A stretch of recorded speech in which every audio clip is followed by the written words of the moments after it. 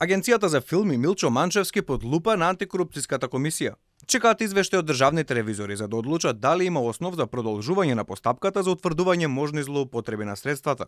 Ние ќе ги погледаме на одите на ДЗР, имаме и други пријави и ќе провериме дали новите пријави се содржани веќе во наодите.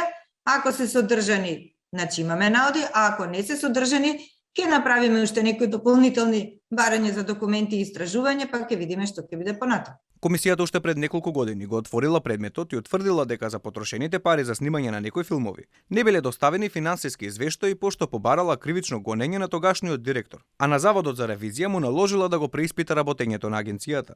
Цивил медија пак, повикувајќи се на документи кои ги поседува, пишуваат дека конкретно за филмот Мајки, Милчо Манчевски себе си исплатил баснословни суми. За режија добил речиси 164 милиони евра, а за сценарио уште 63.000 евра. Дополнително за развој на филмот били издвоени речиси 220.000 евра. На два пати се исплатени суми од 48.272 долари и 41.308 долари или вкупно 85.000 евра, што според заедничкиот договор се префрлени за развој на филмот, кој својата премиера ја доживеа во октомври 2019 година, а сумите се исплаќани на 24.9.2018 година и 17.5.2019 година.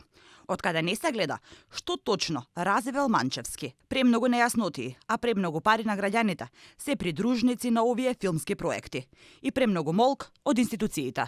Инаку ова не е единствениот скандал кој се поврзува со агенцијата за филм. Алфа се уште чека одговор дали ќе биде дозволено емитување на серијата Црвениот поет посветена на македонскиот револуционер Кочо Рацин, која со години се држи во фиока, веројатно за да не се вознемери Бугарија, а за која се потрошени 23 милиони денари народни пари.